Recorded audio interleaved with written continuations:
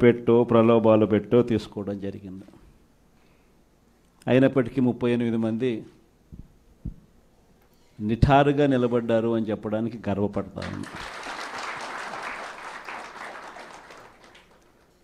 ఎందుకు ఈ మాట చెప్తా ఉన్నాను అని అంటే దానికి కారణం కూడా ఒకటే.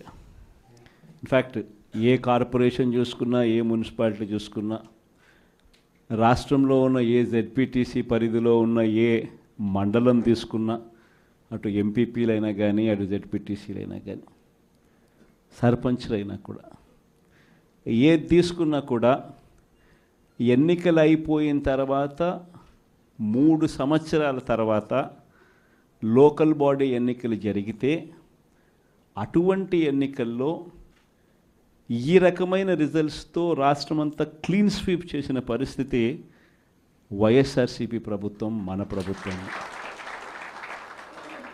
అంటే ప్రజల్లో ఏ రోజైనా కూడా తలెత్తుకొని పోగలిగాం. ప్రజలకు ఎన్నికల మేనిఫెస్టో అని చెప్పి ఏదైతే ఎన్నికల వేళ మనం ఏదైతే ఇచ్చామో, చూపించామో, ఏదైతే చూపించి మనం ఓట్లు అడిగామో, ఆ ఎన్నికల మేనిఫెస్టోలో 99% హామీలను నెరవేర్చి ప్రతి నెల ఏ పథకం అమలు చేస్తూ ఉన్నామో బడ్జెట్ ప్రవేశపెట్టే రోజే సంక్షేమానికి సంబంధించిన క్యాలెండర్ కూడా రిలీజ్ చేస్తూ, ఇదిగో ఈ నెల ఈ పథకం, ఇదిగో ఈ నెల ఈ పథకం, ఇదిగో ఈ నెల ఈ పథకం అంటూ క్రమం తప్పకుండా ప్రతి సంవత్సరం ఎక్కడా కూడా ప్రజలకు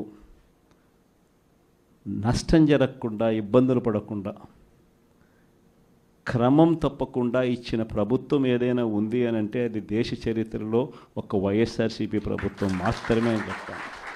వైఎస్ఆర్సీపీ అన్న పార్టీ నిజంగా ఒక విలువల కోసం నిలబడిన పార్టీ.